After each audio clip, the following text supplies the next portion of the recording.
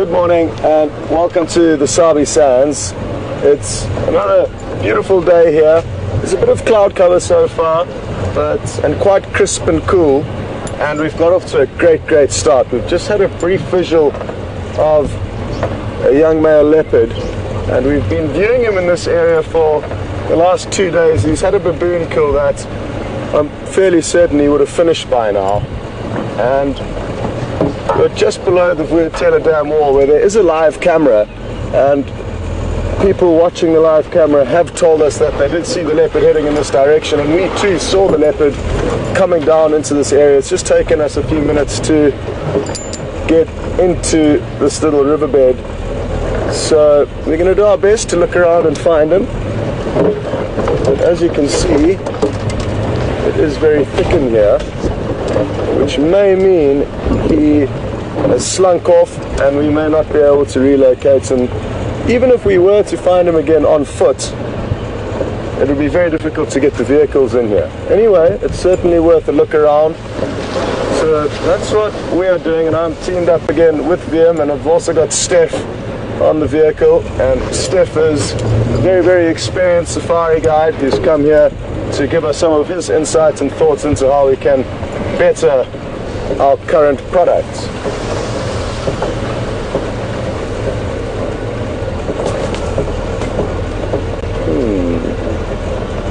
Now, with leopard, you have to be very meticulous when you're searching for them. Even though we know he is somewhere here in all likelihood, we have to drive very slowly to make sure we don't miss him. Especially at this time of the year, the coats, together with the changing autumn leaves, they blend in very well.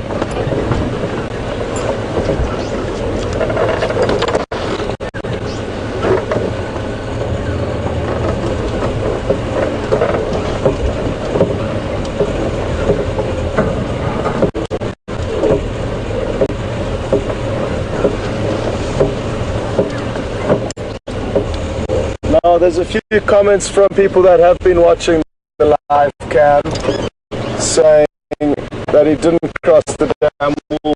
We did actually see him a few moments ago, probably 5 minutes ago,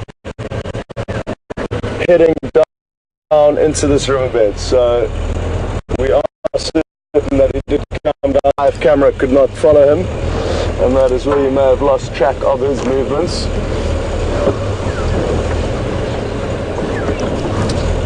I can hear go-away birds calling to our right-hand side, so it could be that they've seen him. Okay, and his tracks have just been seen getting up this little pathway to our right. Now,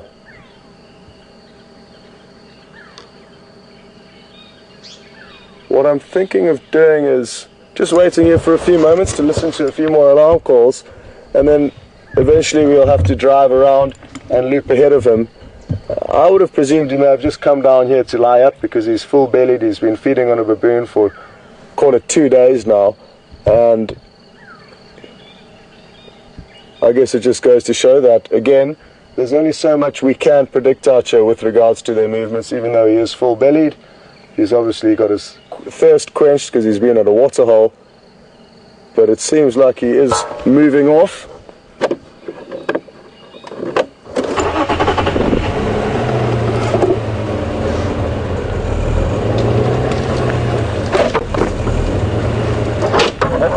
And a huge thank you to everyone who has sent through emails to Final Control. Nikki says there's a huge amount of emails that have come through from all of you, which is so useful to get that information. So thank you very much for that. And for those of you who don't know, there is a live camera 24 hours a day on this waterhole that is guided by people that we call zoomies. So they zoom in and out and pan around, and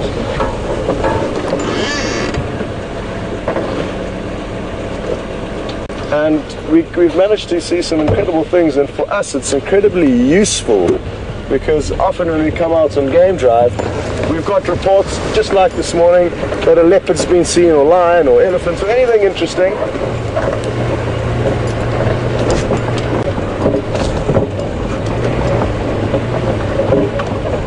Now, what I'm thinking is we'll carry on snooping around in here, and this may be a good opportunity to go across to Brent's, see what he's up to, see what his plans are. Fairly certain he's hoping on finding some lion this morning, but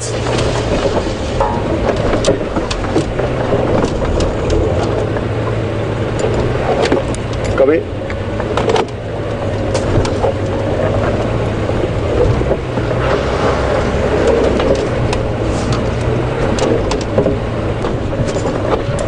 Station is just an update. Cannot be located on Djuma. He is heading down the Mulwati here from Real Telegram. I'm still following up here.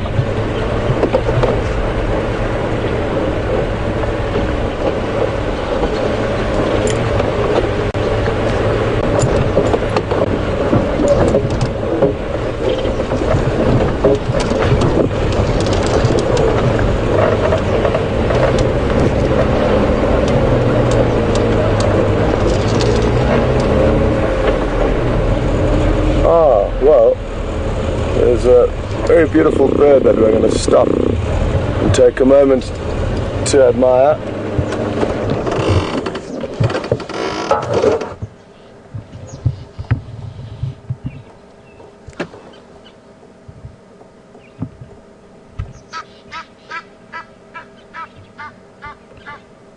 So it appears that this lilac-breasted roller is patiently waiting for the sun to pop up over the clouds on our eastern horizon. You can see it's still all fluffed up and still a bit cold from last night.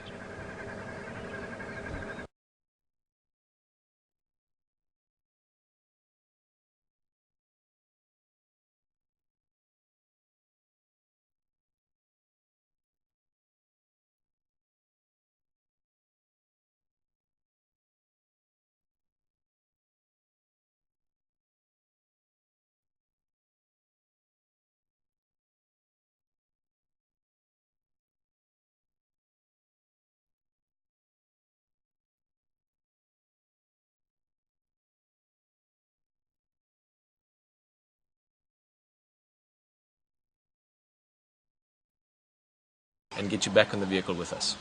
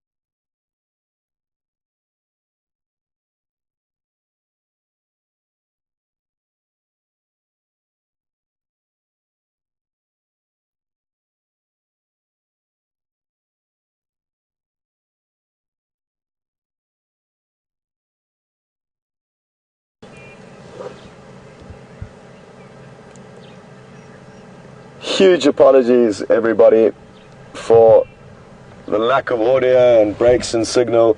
We've clearly been having some technical difficulties, but thankfully it seems to be resolved for now. And now it's time for me to fill you in exactly what's happened so far this morning. So, as we got mobile, we drove across the dam wall, and as we dropped down into the dip, the first little dip over the dam wall, we saw Djuma very briefly heading down into this big drainage line or riverbed that flows out from Vuyatela Dam. We tried to drop down into the riverbed to find him from one side, didn't have any luck, looped back around to the other side of the drainage. It's very, very thick here, so there's limited access points. But we found another access point, drove in, looked a little bit more for him, and on our way out, as we were about to drive back onto the road and essentially probably move out of this area because we didn't have any luck, Steph, who's the expert guide who's been guiding for 16 years and is incredibly knowledgeable, he actually heard the duiker let off a squeal or a bleat, and that is typical when they are caught. Not all antelope will let off a distress call when they are captured, but duiker do. It was very brief, and Steph alerted me to that, and then we knew we were in the money. So we spent some time looking around again. It's very thick, and we weren't having any luck until, thankfully, some francolin, which are small birds, almost like a chicken you could say, that started alarm calling, and that led us closer to where we presumed he would be because of their alarm calls. And at that moment in time, you would have seen the picture of him up in the tree, and he climbed up a tree as quickly as he could, very cleverly. Because that duiker let off an alarm call, it could well have attracted other predators, hyena, into this area that would have tried to steal the kill from him.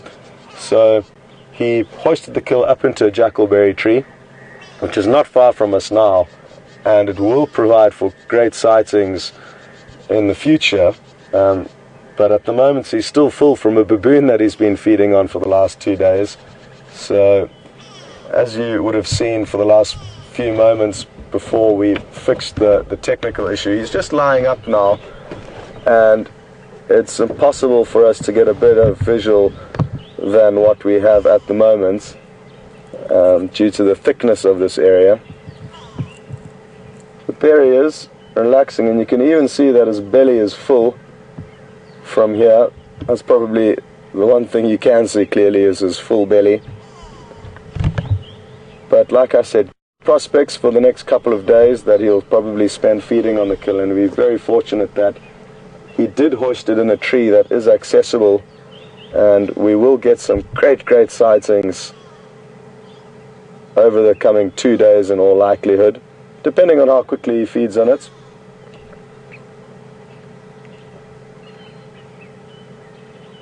So we didn't see the kill. We just heard the distress call of the duiker, and then thankfully after a little bit of snooping about, we got those beautiful shots of him up in the tree with the morning sunlight glistening on his coat. But now it's a waiting game, and I'm not sure what our best solution is or how long we should wait here before he may move up into the kill to feed. But thankfully we're very privileged in that we've got 2 vehicles. So Brent's been running around helping to solve the technical difficulties, so I'm sure it'll be not very long before he's back on track and searching a different area for anything of interest, and we'll be able to cut across to him and see what he's up to while we spend some time here waiting to see if Djuma doesn't move.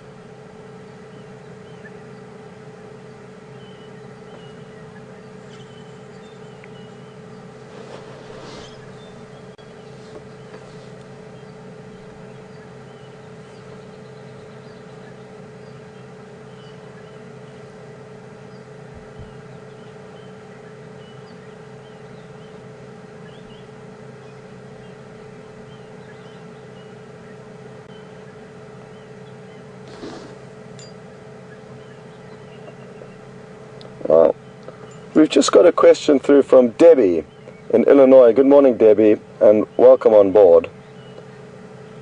Debbie is asking, how exactly do we distinguish between the different leopards here? What exactly do we look for?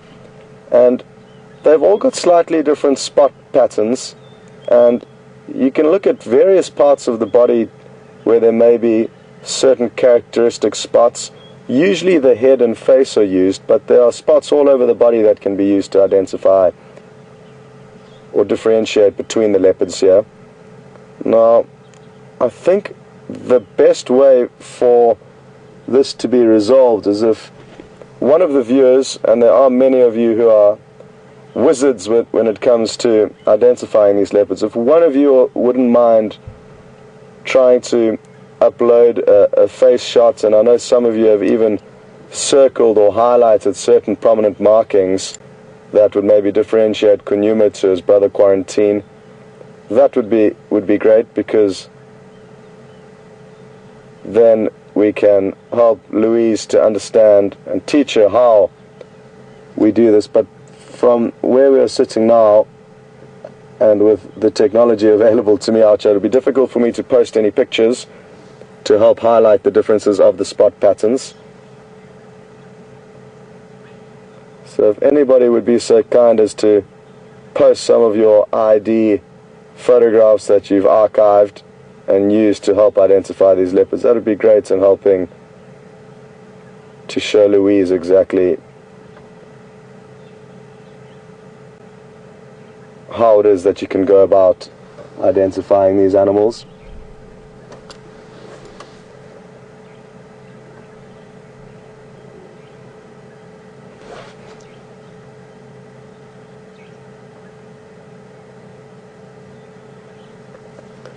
There's quite a few questions coming through now, and Nikki's just let me know that people are interested to know what in all likelihood will happen to this kill. Will it be wasted? When will he feed on it next? Well, what I can assure you is that the kill will certainly not be wasted. That is one wonderful thing about nature, is there's very little waste out here. And even if he was too full-bellied to feed for the next 24 hours, there would be no problem of him starting to feed on the kill this time tomorrow. They can and will feed on kills that have begun to rot, essentially. And if you think of leopards that will make a bigger kill, like an impala, for example, a fully grown male impala will keep a leopard fed for 3 or 4 days. And in the height of summer, which we're not in now, the incredible heat that we experience then certainly speeds up the process of carcasses breaking down. But very seldom will a carcass ever get to a point that the leopard will no longer feed on it, a point where it's rotted too much for a leopard to feed on it. So there's no concern of it going to waste. When he will decide to get up and feed, though, is a question that would be only answered by sitting here and waiting and watching. It's impossible to predict what he would do, and that is why we are going to spend some time here to see if he's not just resting and relaxing, and he may want to feed on some of the daika later this morning, or it could well be only this afternoon that he begins to feed. Thankfully, though, we're going to keep close tabs on him, and even if we do leave and another vehicle does come here to try and have a glimpse of him, if he does get up and mobile on the radio and start feeding, we'll get the updates on the radio, and we could always return here to enjoy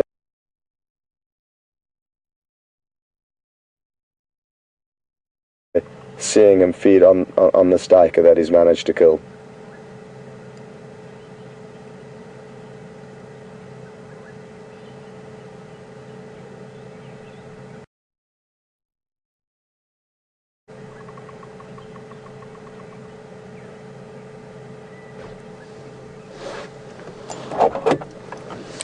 No problem, Nicky. If that is the case, I'm inclined to probably leave here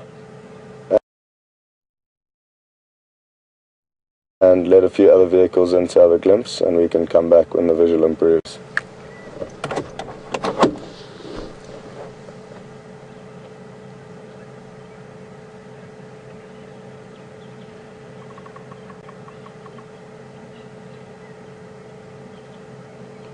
So thankfully Brent did a great deal of help in fixing the technical issue we were experiencing earlier this morning, but now sadly is not transmitting a picture. We cannot from his vehicle switch across to hill, so him, as there's no feed from his vehicle, but him and Romeo are busy working on that. And as you can see, the visual of this leopard is not the best that we've showed you of leopards, so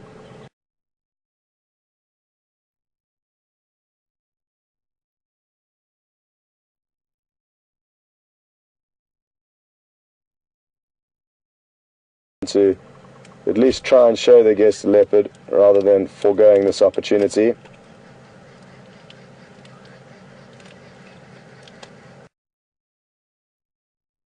Let's go and see what else we can find out here.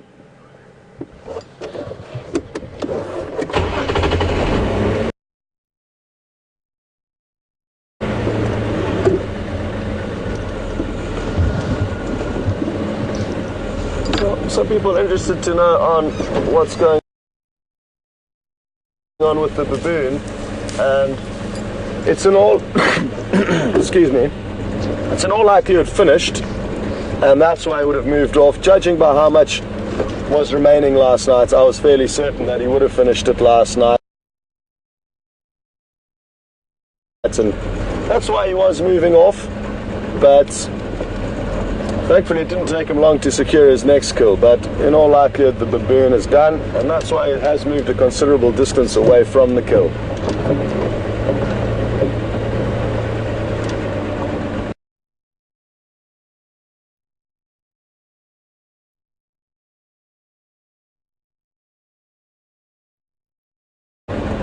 Now, I've got a little bush here that I'm going to drop on this road, which will provide other game viewers that are coming in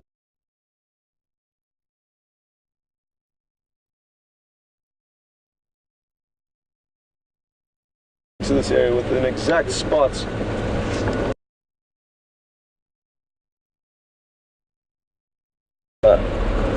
just south of WildEarthTV Dam. Best access is off Twin Dams Road.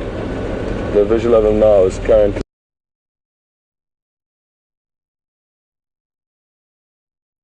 Andrew's going to make his way there.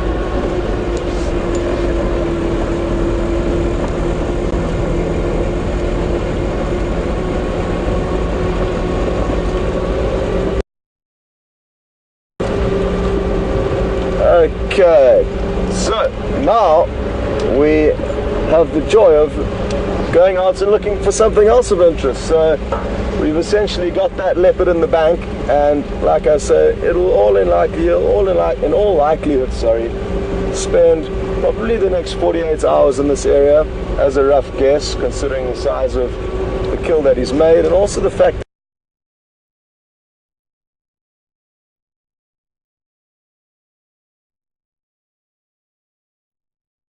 time, and maybe only be here for 24 hours with this kill. We will certainly be returning when the visual does improve, but in the meantime it certainly makes sense to go out and look for something else.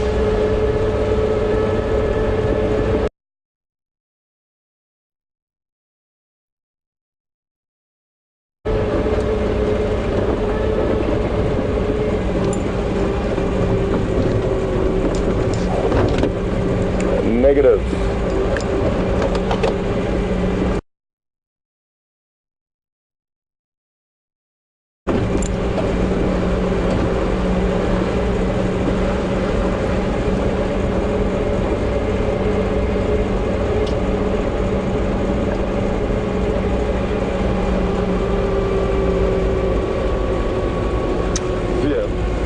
A question from Brent. What is supposed to be light red or green?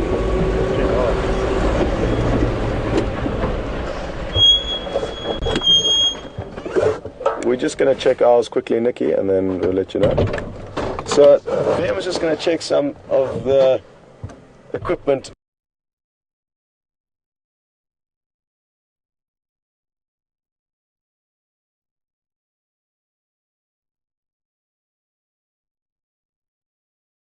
During the hotter hours of the day, but it is definitely worth us heading past there.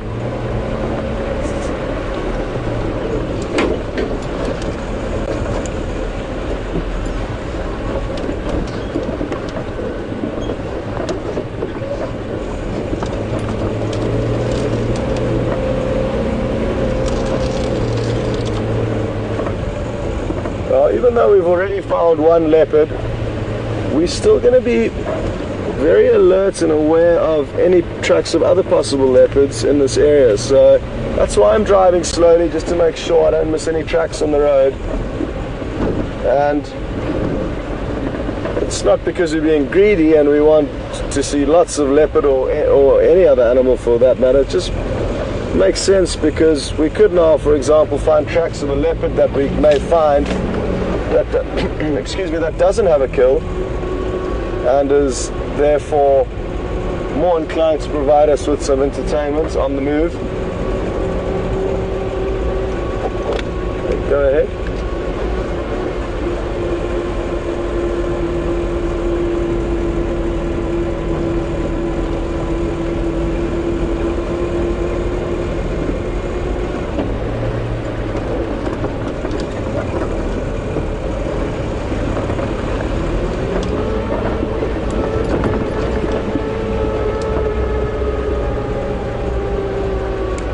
Thanks. VM, any suggestions? Sorry folks, VM is the most technologically sound person on our team here on the ground, so he's also on an earpiece and can hear Nikki's messages, so Nikki's just feeding through some questions to him, and that's why I keep asking him for advice.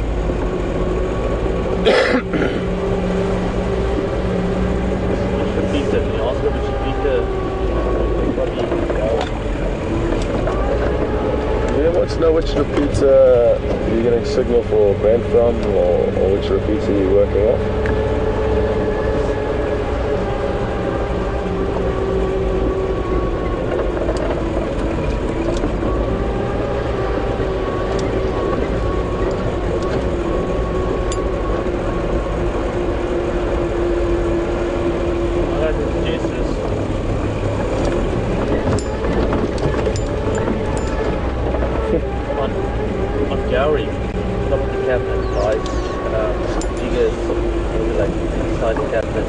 Yeah.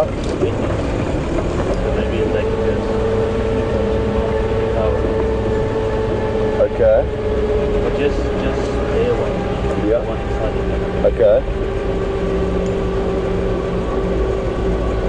Nikki, VM has suggested, obviously chat with Alex now that he's online, but it may be something to do with just turning on the modulator at the gyro repeater, which is the one inside the cabinet, not the one on top.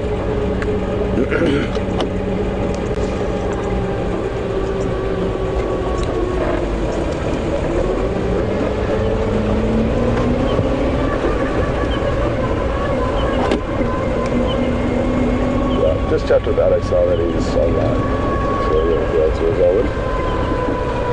Okay, well, that's enough of the technology issues, hopefully, because Alex, our Russian tech genius, is now online and will hopefully be able to solve the problem remotely all the way from Moscow.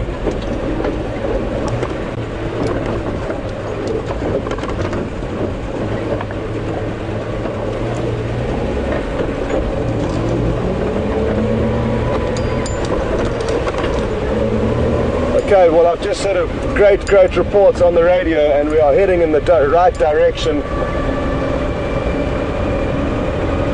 to see an animal that we haven't seen for a long time.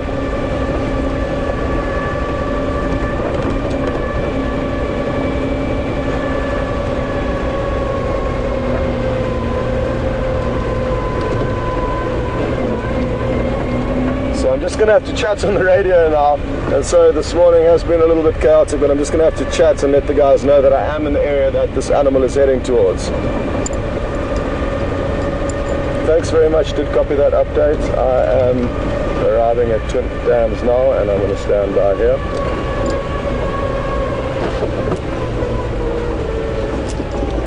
Thanks, Ryan. Will do. Well, great prospects, and I'm going to keep it a surprise. I'm not going to tell you what it is that's coming our way, but basically there's an animal, maybe two, I'm not too sure, but a really interesting animal that is coming towards us from the south to the north, and we are close to our southern boundary, so it's currently in a property where we do not drive, but thankfully it is coming towards us.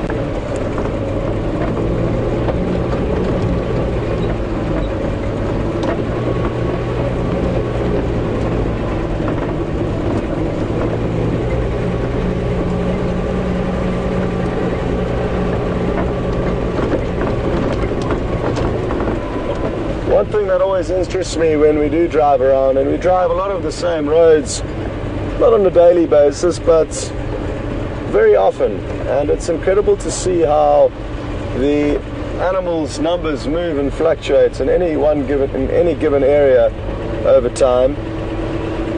You could come to this dam just in a few hours' time and it could be teeming with wildlife, yet now there is nothing around.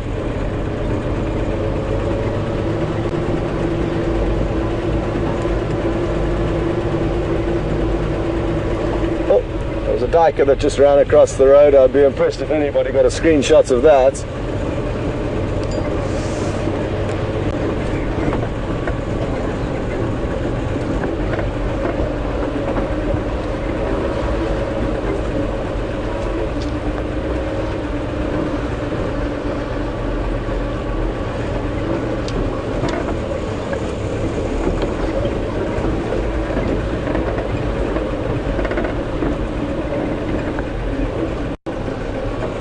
Now, from time to time you get really excited and come into an area and anticipate an animal that you know is heading in your direction, and you're eagerly anticipating its arrival, and a few hundred meters before it gets to the boundary that it needs to cross in order for you to be able to view it, they sometimes fall asleep or lie down, and that can be frustrating.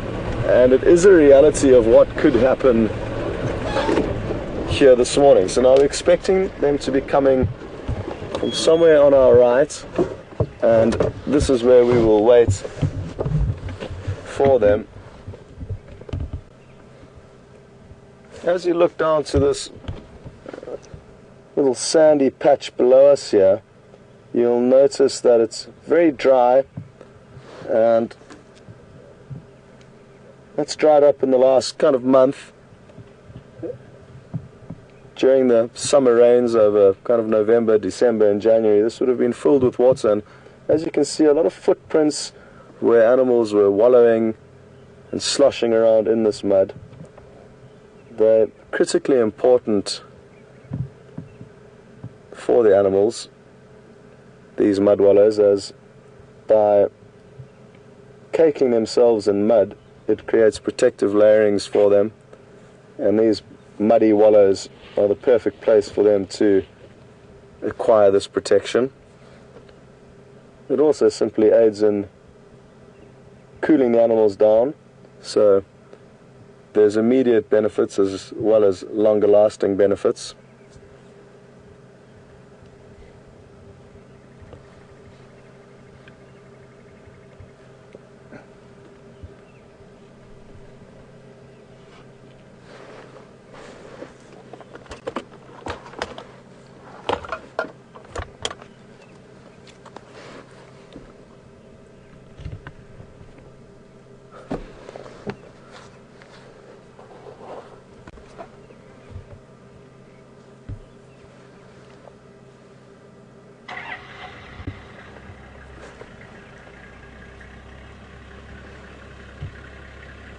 Morning, Lex.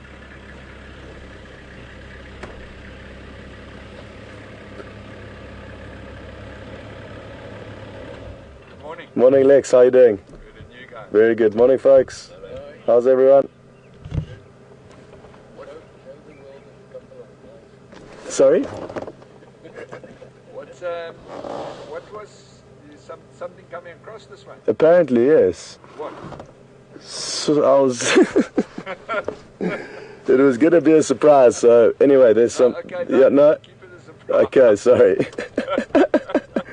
But it's worth hanging around for. Yes. Okay. I just vaguely heard something, so. Yeah. No, we got lucky. We were in the right place at the right time. All right. Let's see. Yeah. And then you would have copied on the radio, but good prospects for Djuma later on. And you heard on the other Ngala on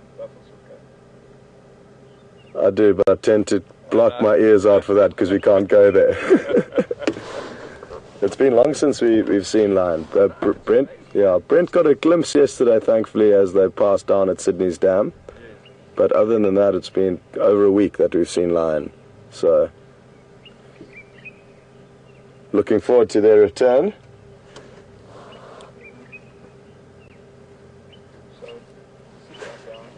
So folks, it is very important to maintain good relationships with all of the guides in this area and just have a general chit-chat. So apologies for losing focus on you guys and just chatting with Lex, who's Got a visual. a great guide and does spend a lot of time guiding his guests here in Djuma. And Liam has spotted something. Oh, look at that. Look at this. You don't get better than this, folks. And well spotted there, VM. And now you can all take a deep breath and enjoy the fact that it was a beautiful big male lion that we were waiting to see. And we are just going to wait here. I am hoping that he's going to decide to have a drink from the dam. But we will wait where we are here and enjoy the first visuals of him as he continues up towards us. But where has he gone? Oh no, we can just wait here, it looks like. He is continuing on his original path. And finally, after many days, there is a lion on our property. And a beautiful big male. I'm not sure exactly who this is. Could well be one of the Matimba males, but again, I'm not entirely sure.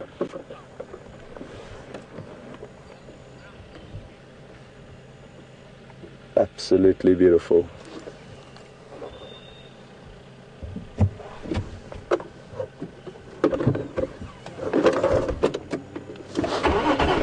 Okay, now it is time to reposition, and I'm going to do so as hastily as possible. Just got a message through from Nicky in the final control saying that he's got a scar on his foot, which is a very good feature to distinguish one lion from another. It's got a prominent scar anywhere on its body. So Nick, you see one on his foot, that may help you to help me know who this is. But we've actually had so few sightings of big male lions that I actually don't know too much about them and their individualities.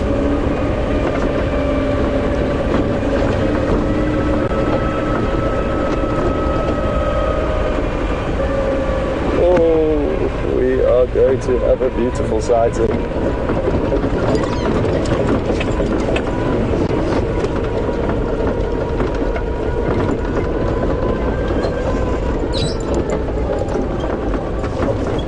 Wow. I don't think our timing could have got better. He's just arrived at the water's edge.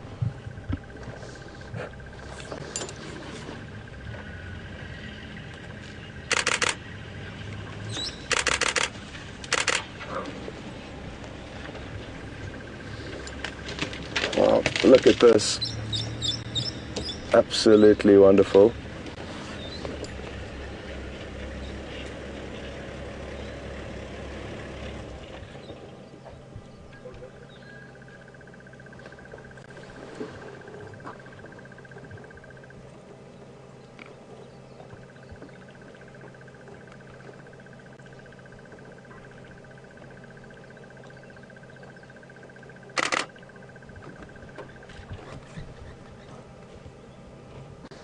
Well, a brief drink, and he continues on the move now. It's going to be very interesting to see how long he does move for this morning, because lions are less likely to move during the heat of the day, a lot less likely than leopard, for example, and it could be that he moves for about another half an hour would be my guess, before he lies down. Twin Dams is mobile north from here.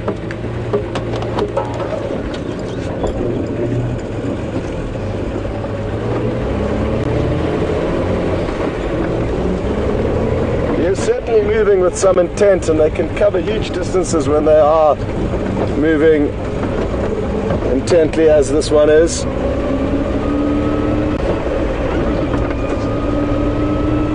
Just trying to loop ahead to make the most of this open area that we are in now, because he is going to start heading into thicker vegetation where it will be harder to show you great views of him.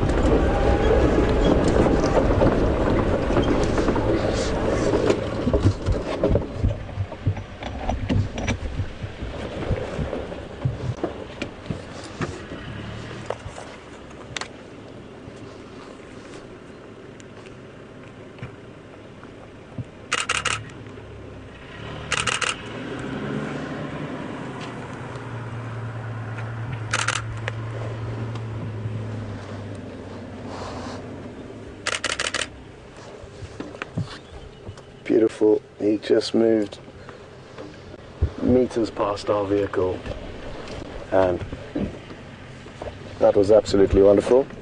Go ahead, Brent.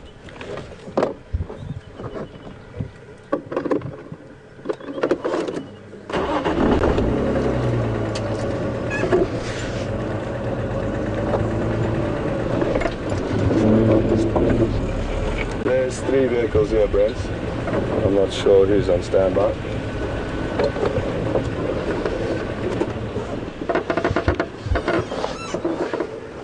Now, it's important for us to try and share evenly with all the vehicles opportunities to view this animal. So essentially we play a game of leapfrog and allow one vehicle at a time to try and get into a good position to show his guest this animal. So now we'll just enjoy the view from here until we finally do lose visual of him. He's been distracted by something that he can smell off the road there in the grass, and I always wonder what exactly they are smelling when they veer off their track to investigate different scents.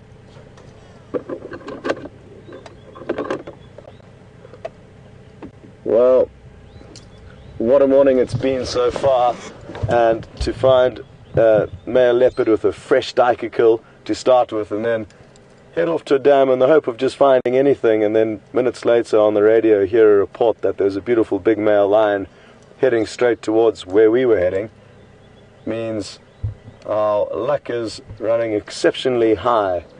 And thankfully Brent's broadcast is also back up and running, so he's back in the mix, and it won't be long before we cut across to him for him to say good morning. And also, I'm sure it won't take long for him to find something of interest to share with you.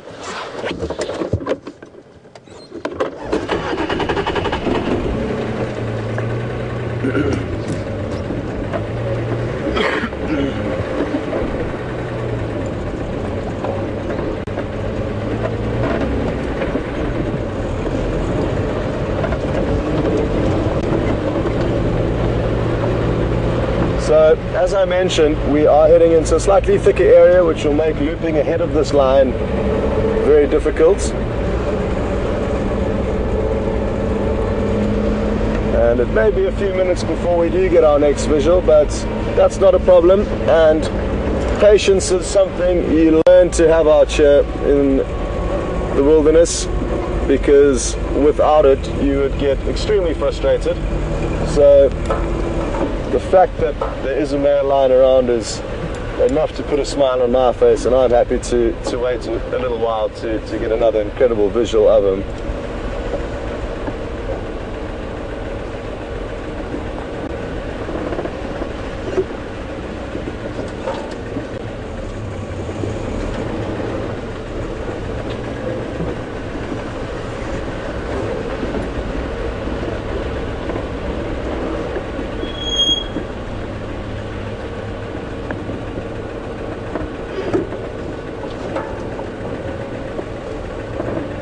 Well, Jilly in Wisconsin, thanks so much for sending through your identification of this as a Matimba male.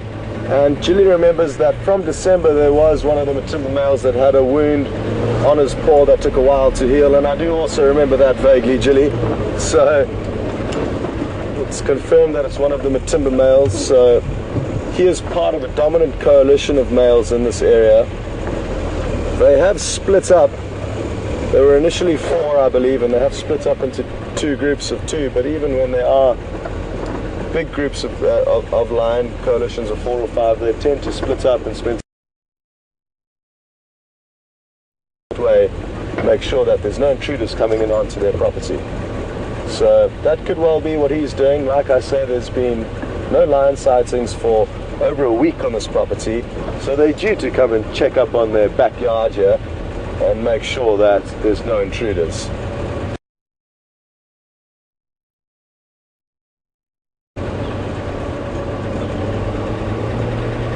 You may have noticed that another vehicle had pulled over, and he had spent some time in the front of the queue, and now was at the back, and now we are second in queue. So I'm sure it won't be long before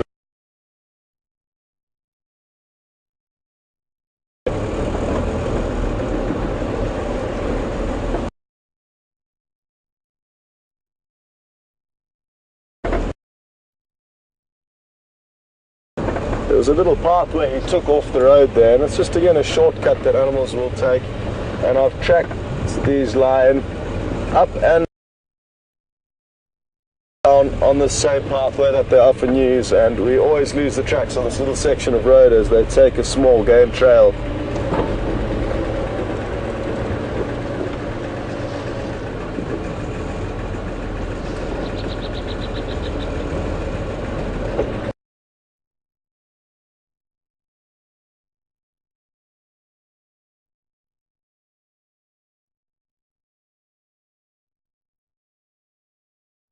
At them from this angle, you can get a great idea.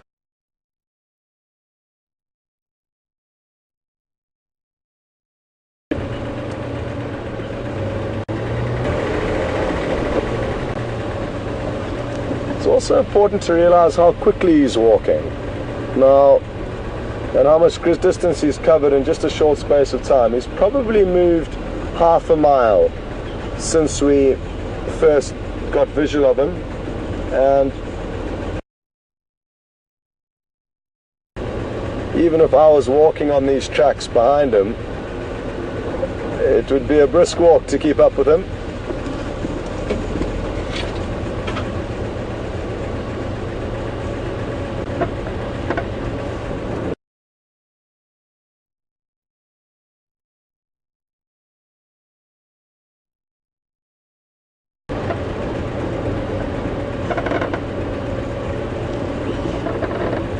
Well, there's quite a lot of banter on Twitter mentioning that he is looking fairly intent than normal. If he continues along this road, it'll be very interesting to see whether he detects Djuma and his kill. What's acting in Djuma's favor at the moment is that the kill that he's just made has not been opened yet, and he hadn't started feeding on it. Therefore, the scent of blood and meat would not be very strong. So that may mean the lion could walk straight past meters within meters of the kill before, or actually, and not actually notice that it's there. But if he did notice it was there, it'll be very interesting to see what happens. Sorry? Yeah. And Steph's just pointed out it's a very good fact, and that is that animal senses are incredibly powerful, and may have even from a very long distance off have heard that that duiker bleating in distress, and maybe that's why he's heading straight in that direction. So another good point, and always great having another guide around, because especially an experienced one, because there's so much you can learn and share with one another within this industry.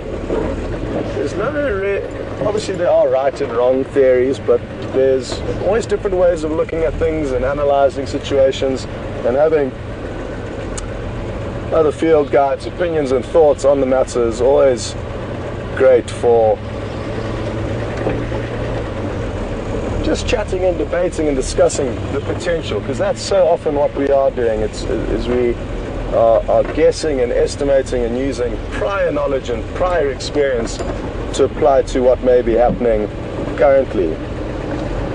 But the main thing that we all learn early on in our guiding careers is that you can never be certain of anything out here, and you need to be open-minded and aware that these animals are all different themselves and have different personalities, and different places, different animals, different scenarios can unfold.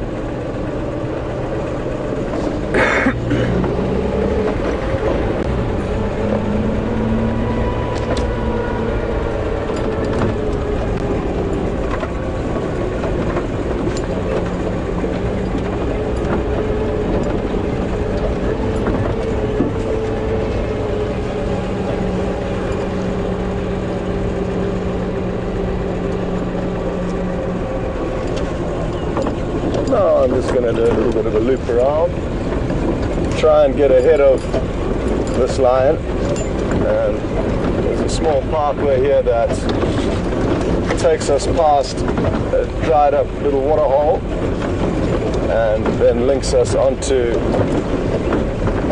the road that this lion is following, and we'll then get some great visuals of him pacing down the road towards us, so stand by.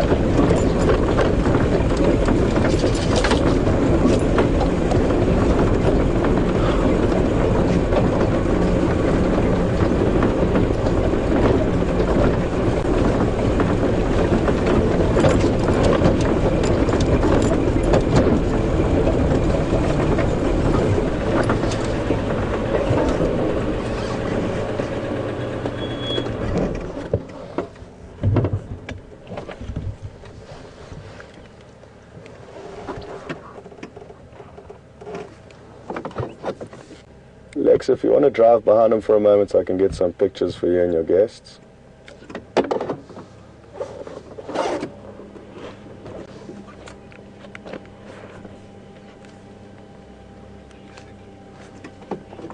Yes, of course.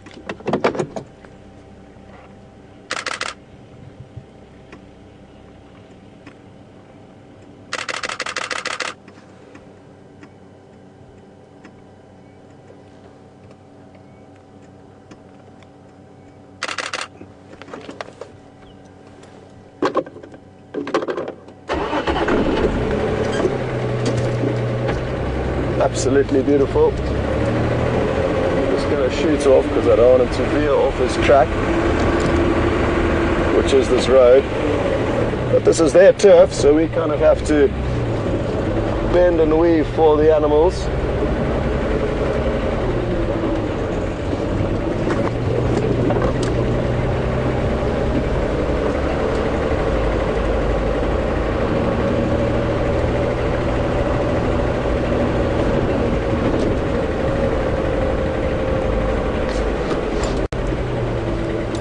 question through from Diane in Michigan.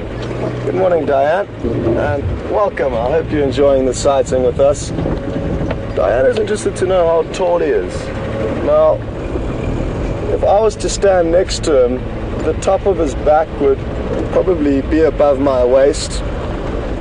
So, around 3.5 feet at the shoulder, 3.5 to 4 feet at the shoulder, but obviously when he stands with his head raised up, that would give him another foot or so.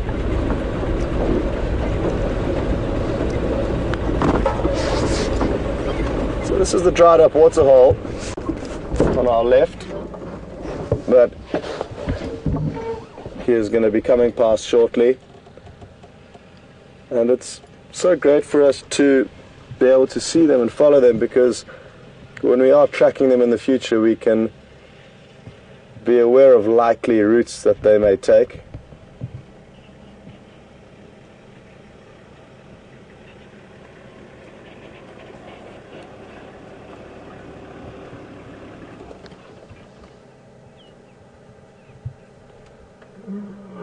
Listen.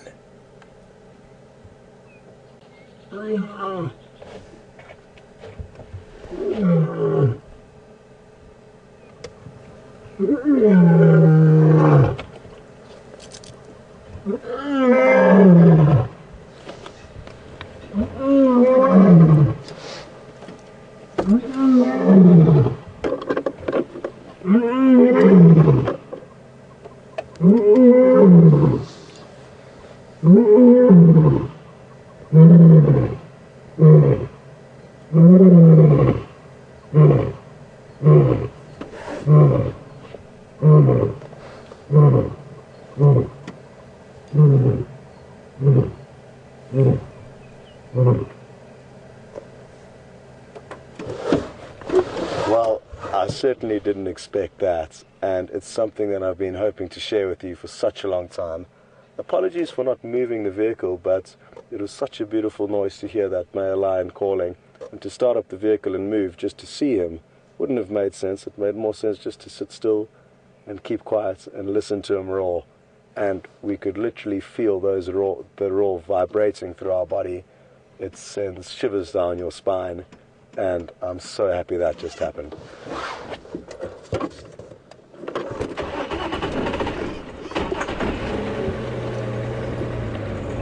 Now, you may be wondering, why has he vocalized like that? Why was he communicating like that? It's hard to say exactly why, but in all likelihood, he's letting other lions know that he's here, and possibly calling out to other members of the coalition that he may be wanting to join up with. Oh, that was incredible.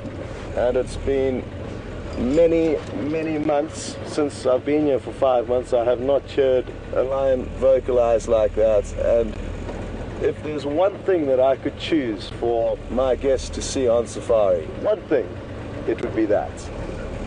So it's been a long time since I've heard it, and possibly a lot of for you the first time that you may have heard it, and I hope you really enjoyed that.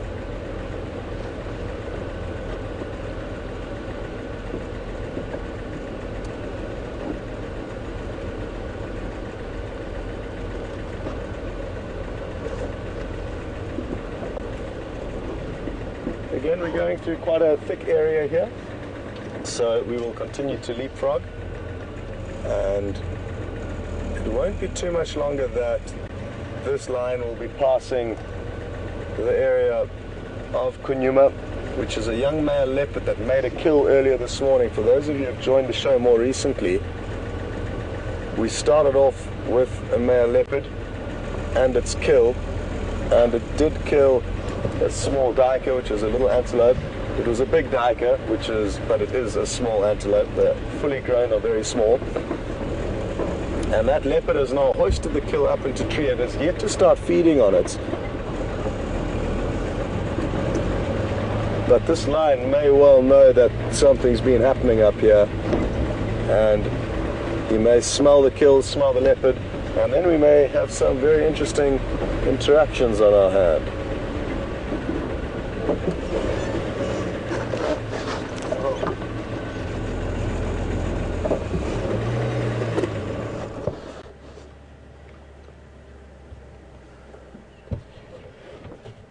We've just got a message through from Beth on Twitter, and she just said her 4 dogs all woke up immediately when they heard that lion roaring, and I'm not surprised, Beth. It's interesting how even domestic animals can often respond to the call of wild animals.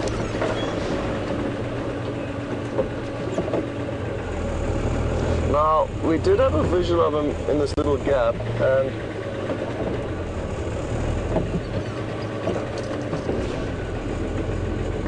we just need to make sure he doesn't lie down in any of this thick, shady vegetation. Lex is looping ahead in order to try and relocate from that side.